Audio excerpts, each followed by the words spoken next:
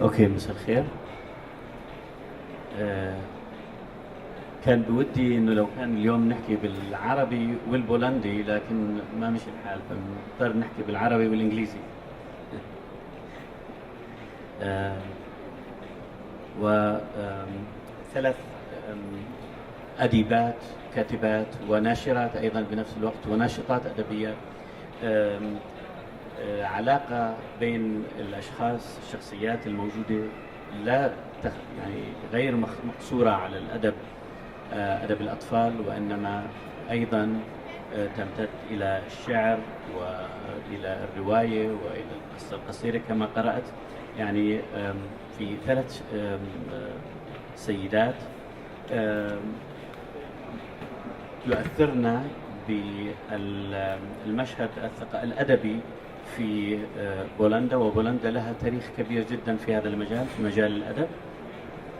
ولفت انتباهي مجموعة من الأشياء. أهلا وسهلا طبعا بالشخصيات الثلاث، وسوف أحاول أن ألفظ الأسماء بالطريقة السليمة. إيفا بولنسكا غوستوفسكا، اوكي. كاشيا شينكيفيتش كوشيك، مش richtig؟ اوكي، كويس، حكيت كويس. بعدين كاتارينا يانوسيك. في البداية يا ريت إذا كان في ممكن إنه تقدموا أنفسكم، نبدأ من هون يعني بشكل شخصي بدقيقة أو دقيقتين، تقدموا أنفسكم للجمهور بس شخصيا، كيف جئتوا إلى أدب الأطفال، عملكم، حتى الجمهور يعرف فقط مع مين بيحكي ومين مين بيسمع.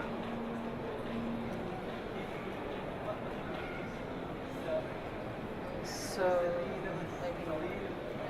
start? Okay, so good evening, which in Polish will be dobry wieczór. Dobry wieczór. Thank you for the introduction. Yes, my name is Ewa Bolińska-Gostkowska, and I represent Snack Publishing House, which is the biggest publishing house in Poland. I have been an editor in Snack for 10 years now. And for the last 2 years I have been representing foreign rights for the whole publishing group.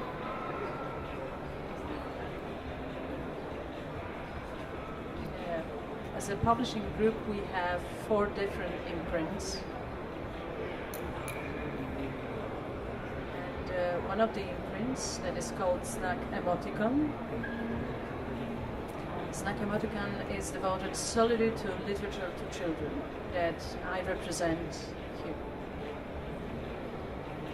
And I wanted to say that we combine all those things, literature, poetry and illustrations, that I think that are 3 pillars of Polish literature for children.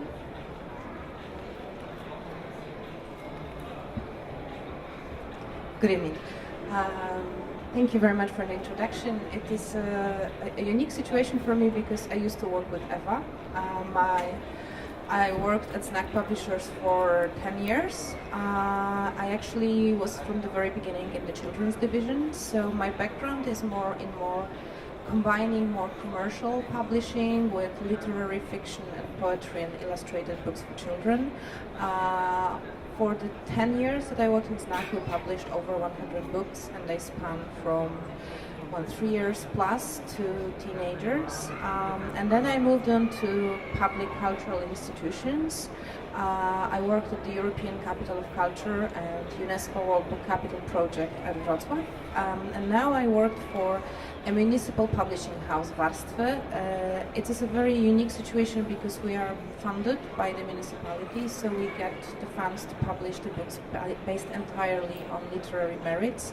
And what we focus on is Polish School of Illustration, bringing back the heritage of Polish literature for children, which is absolutely amazing, both poetry, starting from 1940s, to contemporary, very good, very niche illustration. So our books get a lot of awards, and we managed to find readers for them, so we get to the people that need those books, but we are lucky enough not to have to think about the budget, well, about the bringing back the money, but we can focus on the literary side and illustrations only.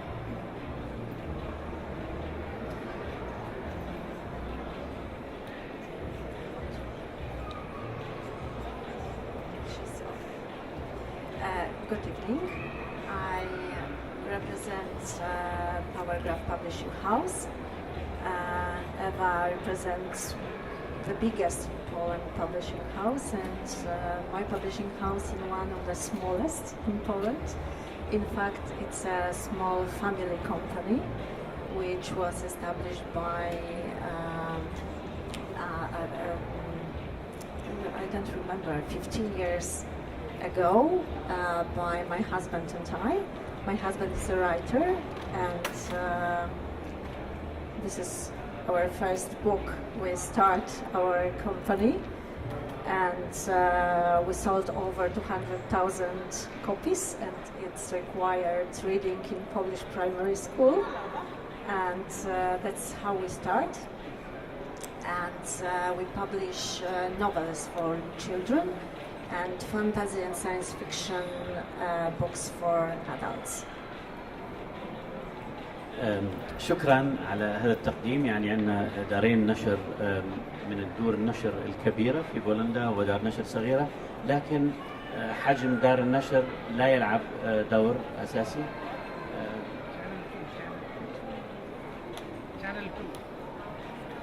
أوكي. الآن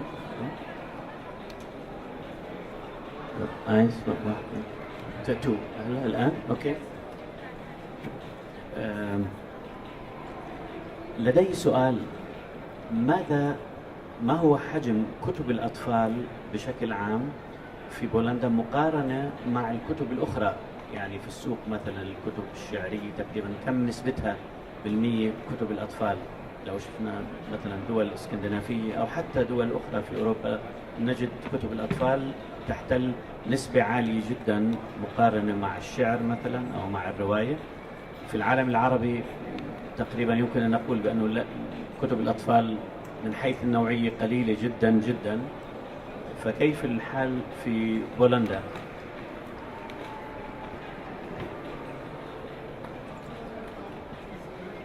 I will use the materials provided by the Book Institute, which is the institution that's hosting us here. The share of the children's book is growing.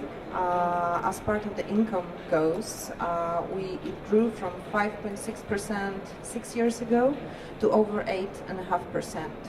So it is growing in terms of sales, but what I think is much more important, it is also growing in terms of variety.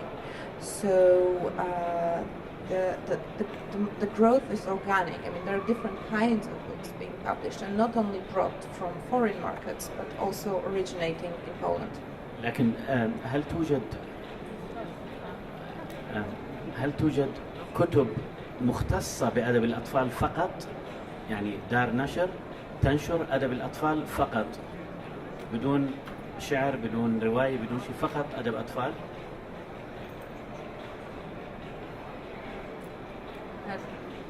Well, this is actually a very complex question because, as Kasia said, this is the part of the market, a difficult part of the difficult market, because as we know, the publishing market is it's a difficult part of getting money everywhere in the world. But as Kasia said, and what we experience is that the literature for children is the fastest expanding part of the publishing market, and in Poland definitely.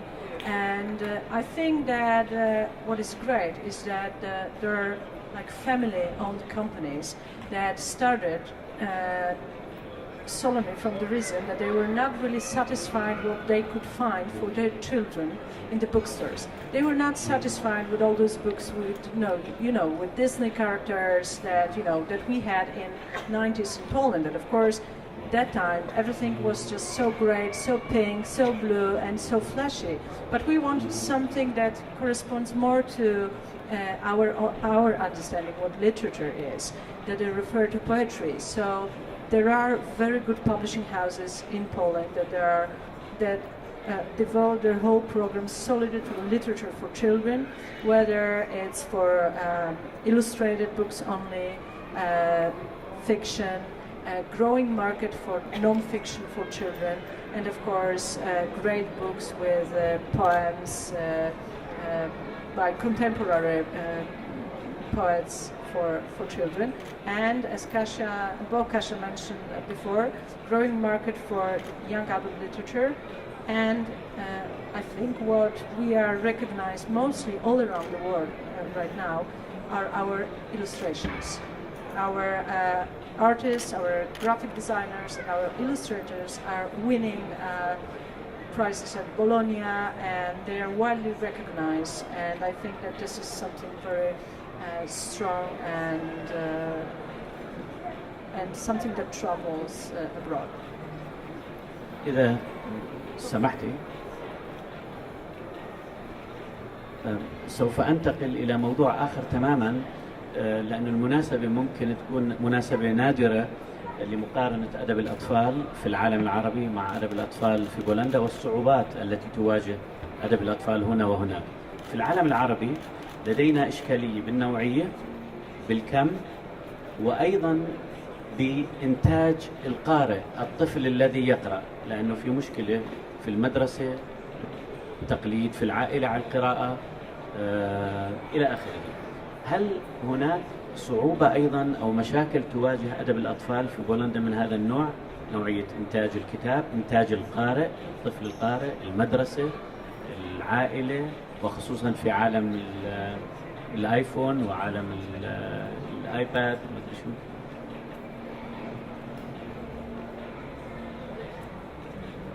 I think that this is a general problem. I don't have children myself, but you do. I mean, the readership levels in Poland are not high, and making books fashionable and making children read is a problem. Of course, it all depends on the parents. The school is slightly overwhelmed with how many books children have to read, and of course there's this huge competition, like I think everywhere else in our global world, with computers, with internet, and with easier and faster ways of gaining knowledge and entertainment. But we have, in Poland, we have national programs that are supporting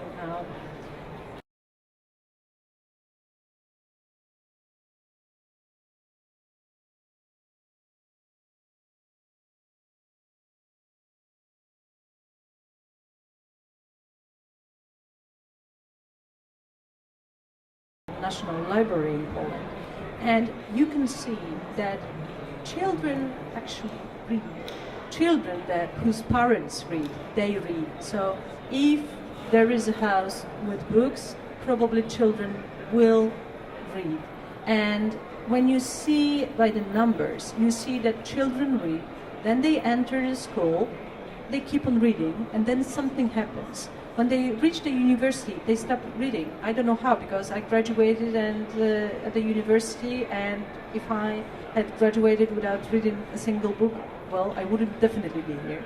But something happens to them, which means that along this line, children lose their interest in books. So I think that is very important for us adults to, and I'm a mother of two, to keep this spirit of reading alive. And I think that giving voice to Kasia, Kasia's husband's books, having them at school is very important because they are extremely popular in Poland. Yeah, thank you. What I could say it's that my husband, and not only him, but the other authors as well, try to design a book for a new reader, because today kids are not the same readers as we were.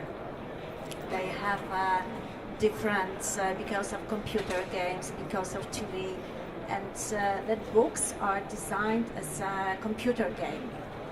It's action books, full of humor, full of adventures, and this is something what can make children read them and interest in books.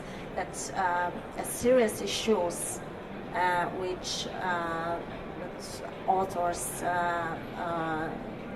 touched upon are in the shadow, you know. They are in the back.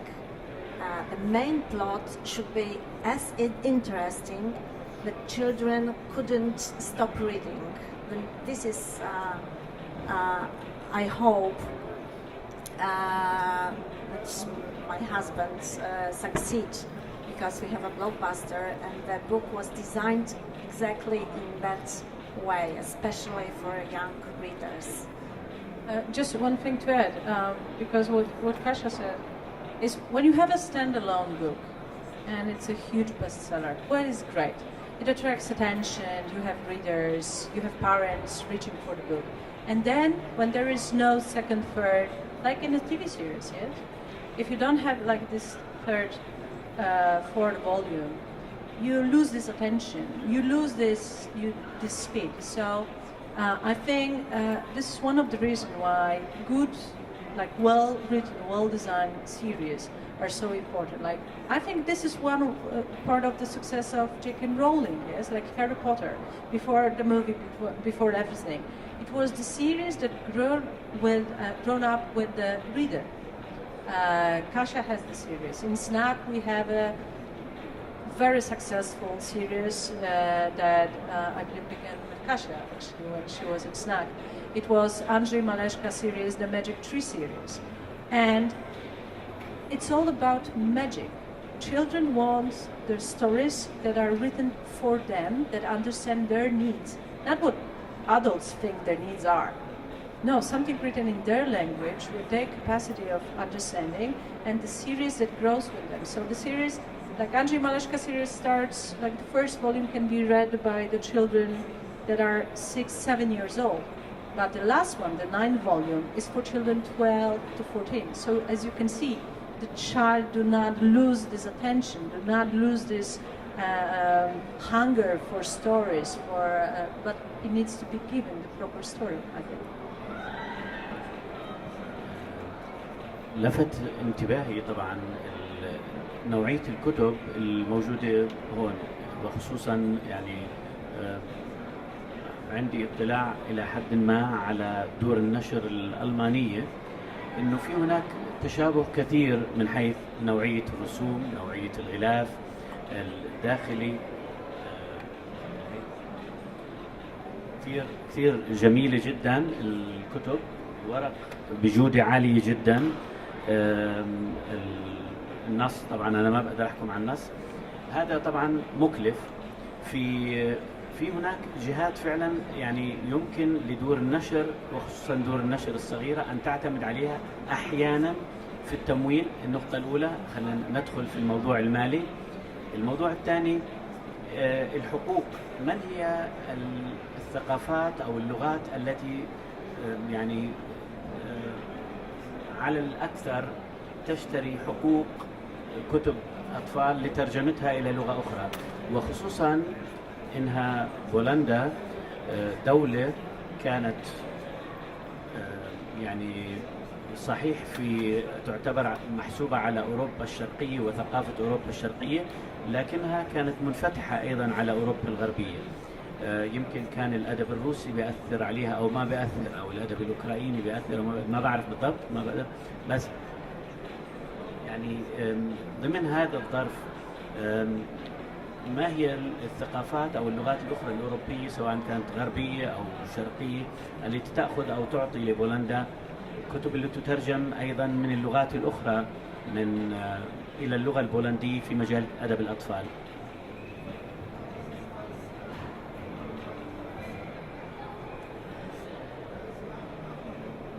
There is a bit of truth, of course, in what you say about our common background of Eastern Europe, because between 1950s and 1980s, there were mandatory translations and children's and young adult literature that was created in Russia, Poland, Hungary, Bulgaria, Yugoslavia, and so on, was universally translated. So we do share this, well, my generation still, but not the next generation. We do have these common characters, common children's heroes that are the same for all of us. So, of course, it's the easiest to translate, especially culturally, because if you translate for children, it's not enough to change the language. You have to bring the culture closer to the child into Central and Eastern European languages. But this, since I've come to publishing at the beginning of the 2000s, it has changed drastically. Right now, Polish literature for children is translated into basically every language of the world. We just went to see Ola and Daniel Mizieliński's book House, which was translated into Arabic. So more and more, the more the market itself grows and becomes more varied, more diverse, the more kind of readers it can interest. And I think that the other thing that is so characteristic for the Polish market, especially the market like for the last, I think, like 10 years, is that we have growing number of authors and illustrators who specialize in books for children, which means that even though we still publish foreign authors and translated authors, there is a category of well-illustrated, well-written books, like really high quality, that is inborn like Poland, but troubles. So this is, I think, our thing right now. We have, we had Czesław Miłosz, we had Wisława Szymborska, we had great literary names, and I think what troubles now, except of their great works, is literature for children, because people see that we can do it, and the stories we tell are, in a sense, universal, but they no longer have this Eastern European vibe, because then it would be really difficult to translate. And I think what enables that are illustrations, because now without good image, it's very difficult to present anything. So those illustrators, and many of them studied abroad, they bring the quality that is at least at the European level. But knowing that some of the authors are already known and already are international stars, like Mizieliński, as we said. But it's about pictures books, and it's much more difficult with the novels. Yes, that's true. Because publishers from Western Europe, for example, doesn't know what's inside. They have some fears connected with the content of a book, and even if our books action takes place in Warsaw and Krakow or somewhere in Poland, we are talking about universal values. The authors touch upon serious problems about friendship, about loneliness, about violence in school. It happened everywhere. So it's really universal. سؤال آخر، في المقدمة تحدثت أنا بأنه لفت انتباهي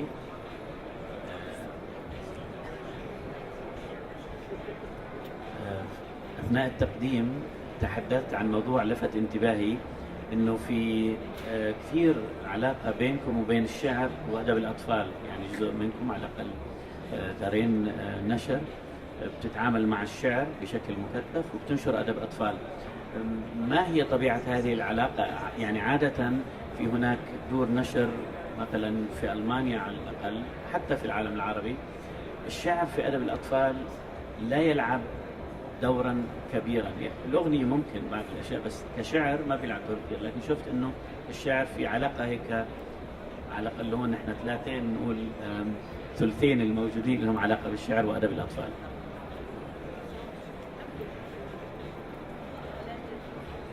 This is the very history of our children's literature. We have in Poland, of course, a great tradition of poetry, but most of the best poets also wrote some works for children. We had Jan Brzechwa, we had Julian Tuwim, we had many more, but this, for example, is an example of Stanisław Grochowiak, who's a great 20th century poet.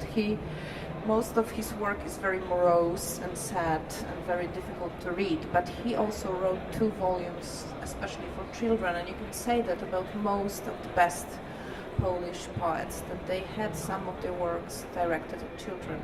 So we have this tradition of fairy tales that are rhymed, that are poems, and this is how children are brought up in Poland. So this is, I think, the best way, the way to explain why poetry is, I think, about almost half of the literature for the youngest children is poetry. And to give you the example, one of the best-selling titles we had and we have in Znak is the book Wierszyki, and it was written by Michał Rusinek, who is the chief of Wisława Szydorska Foundation and who for many years has been working with them and with her. And he's a writer, a poet, and his poems for children, like rhymes for children, are very popular.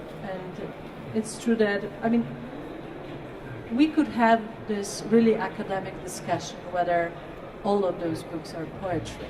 Like, because when we think poetry, we think about like really serious stuff, something literary stuff. And this is more something about, I think those books, they have this poetic thing inside, but when it goes to rhymes, when it goes to sounds, when it goes to imagination, because poetry, when you read poetry, you need to give more. Yes, your imagination works in a different way. Children likes it because poetry is like a song for them, and they can, find the music as they like. على سبيل المثال في العالم العربي تلعب الحكاية الشعبية دورا كبيرا في أدب الأطفال، وخصوصا في ثقافة ما يسمى بالحكواتي، يعني النقل الشفهي اللي تم توارثه من جيل إلى جيل. وبالحكاية الشعبية اللي جمعت متأخرة بشكل كبير جدا، يمكن في كل الثقافات جمعت متأخرة، لكن في العالم العربي ما زالت هناك ثقافة الحكواتي. الجارة أو الجدة تتحدث للأطفال عن قصة بنفس نمط ألف ليلة وليلة على سبيل المثال، كل يوم تتغير القصة، باليوم الثاني بتكون تختلف عن اليوم الأول وهكذا. هل هذه الحكاية في الدول الإسكندنافية أيضا تلعب الحكاية الشعبية دور كبير جدا؟ في فنلندا مثلا لاحظت أنا، ويعني حتى يمكن صعب على الطفل العربي أحيانا، الطفل العربي أن يتماشى مع الحكاية الشعبية الفنلندية على سبيل المثال. كيف ما دور الحكاية الشعبية كحكاية شعبية ليس الشعر في أدب الأطفال البولندي؟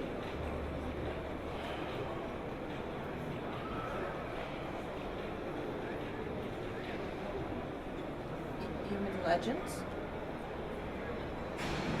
أنا أحكي عن الحكاية الشعبية في أدب الأطفال.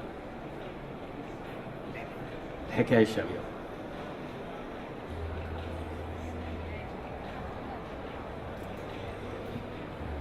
Well, we have some traditional tales that go back to, I don't know, the beginning of our culture. They're still being retold. But I wouldn't say that our literature for children is based on them. Not at all. Much more on what was written in the 1920s, 1930s, the rhymed fairy tales. This is the beginning and the core of children's literature learning from the start, much more than our Slavic or Polish legends. Well, I would say, when you're brought up in a certain circle, culture, of course you know those tales, yes, and you know those legends, but you know that they are kind of old-fashioned. So if there is a new way to tell this story, it's something catchy, especially if you have like good illustrations or a movie that is connected with it. Then yes, but as we said here, it's not anything fundamental for Polish literature for children, I think. قبل ما أحول للأسئلة إذا حد في عنده سؤال من الجمهور، عندي سؤال سريع. ماذا يعني تنتظرنا من المشاركة في معرض الكتاب في أبوظبي؟ ماذا يمكن أن تقدم أبوظبي كثقافة، كلغة عربية، كمعرض كتاب للثقافة البولندية؟ هل في هناك أفق وتصور للمستقبل للتعاون؟ كيف صحيح اليوم الأول هو للمعرض، يعني لسه ما شفنا بعد عدة أيام، لكن ماذا تنتظرنا من المستقبل أو العربي؟ السؤال للجميع. Well, I think that there is a huge chance that we all share the same expectation. Actually, that, well, first of all, that there are great stories that we will bring home, great Arabic stories that we will be able to tell or retell in Poland and make them more acquainted with our Polish readers, and vice versa.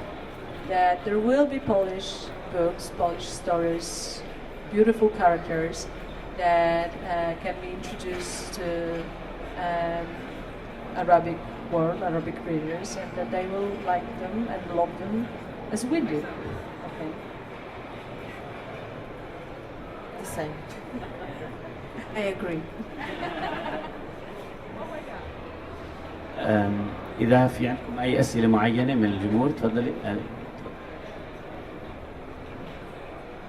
You said that one of your famous Polish authors is being translated into Arabic.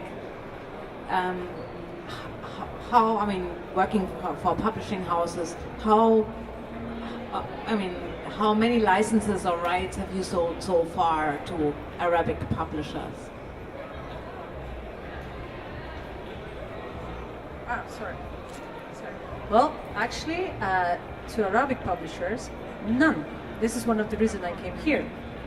And I think this is one of the reasons, and we are so happy that Poland is a guest of this year's book fair, because we notice that even though there is a huge number of people of Arabic origin living in Poland or have like connections and relation with Poland, and so there is a lot of things we actually do have in common.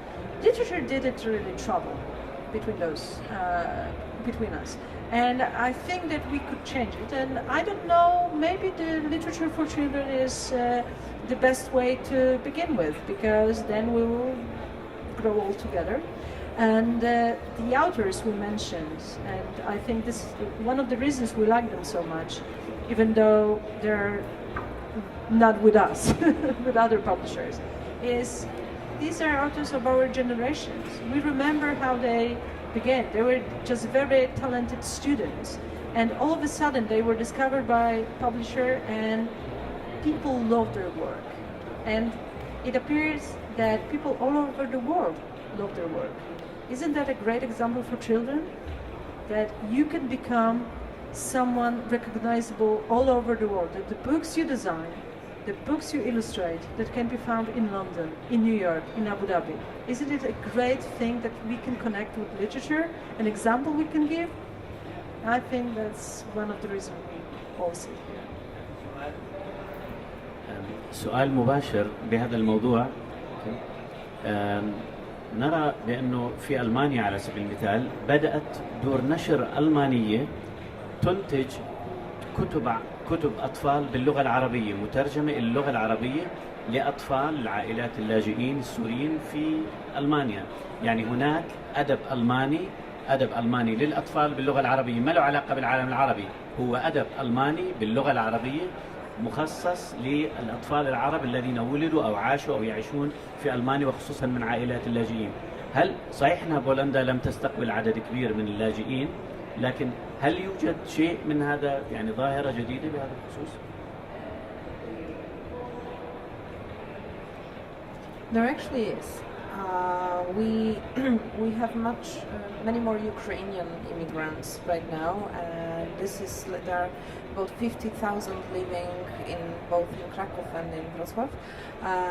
So in Wrocław we have projects that involve bringing Polish literature to children speaking Ukrainian language. So, for example, we published an anthology of Polish rhymed fairy tales for children in a bilingual edition, and we did it in Ukrainian, but we also did it in Russian, in Belarusian, in Czech, and in German, so that all the neighbors can share our literature. But of course, it is not a commercial project. Nothing like that, from what I know, happens on a commercial level now.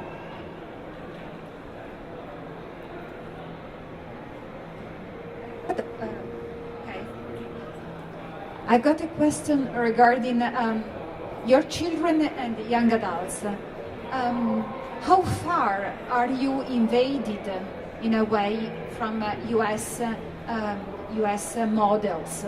I'm thinking of Game of Thrones, Disney channels, etc., etc. Because everywhere, and I think also in the Arabic world, maybe less, of course, than in Italy or Europe, but still you have this invasion of models, of literature and vision, of course, connected with movies, which is undeniable. It's impossible to stop, of course.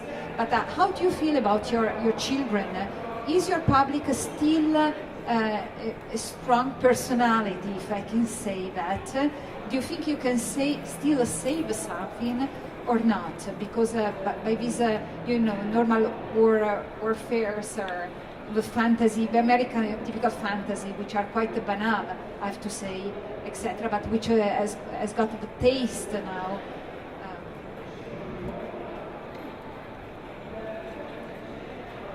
Actually, I think that my almost 4-year-old daughter is much more invaded by the books with little ponies. And yes, very difficult to take it away from her. I think that, well, there are two actually very interesting things. Like, first of all, science fiction and fantasy books are extremely popular in Poland. This is something that really sells well, and we have a lot of very good writers, like established, awarded, and there are good numbers, good selling numbers. So the Game of Thrones, we know in Poland before there was a TV series, because Martin has been published in Poland before there was a TV series. So for us, it wasn't such a big deal, actually, because some of us read it before. And still, this is literature for young adults. I would say Game of Thrones. It's not for children. I mean, I wouldn't say it's for children. And of course, Stephanie Meyer is something different. And so we are not susceptible to general trends. If there are vampires, they are in Poland too. You know, we also have a tradition of vampires in Poland, so it's not a big deal either. But what I wanted to say, if there is a worldwide trend, it's going to hit Poland as well. No problem with that. But we can deal with it, because actually there is something in the core of Polish literature that I think is not, as you said, invaded, especially in literature for children. So Stephanie Meyer and vampires and Martin, they come and gone. And our authors that we have been publishing for like 100 years are there. We still publish them. And our kids read them, and they like them. So I think it will be like that. I could say that it could be some inspirations, because our series Felix, Ned and Nika, inspiration was Harry Potter, of course, but it's a completely different story because it's more science fiction than fantasy. It's based on science, and it's completely different. But a contemporary adventure story for young adults, yes, it was the inspiration, and we want to create our own stories, our own books. There's, I'm sorry, one more thing that I wanted to add, because I don't think we actually mentioned it before. What we notice, at least what I notice lately, is what becomes very popular in Poland are non-fiction books for children.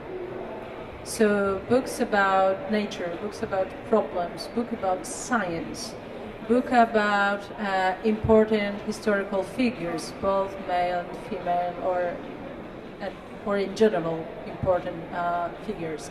And I think that this is slowly the numbers of published books are growing. So I think the children are just getting more and more interested, and the authors, and both authors and publishers, they recognize that also children do want to address difficult issues like death, like end of friendship, like being heartbroken, and they don't want to be presented with the book that speaks about it in a naive or condescending language.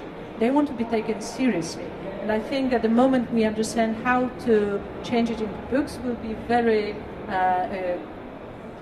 might be a nice change at the publishing market as well. الوقت أخذنا شوي لكن تفضلي.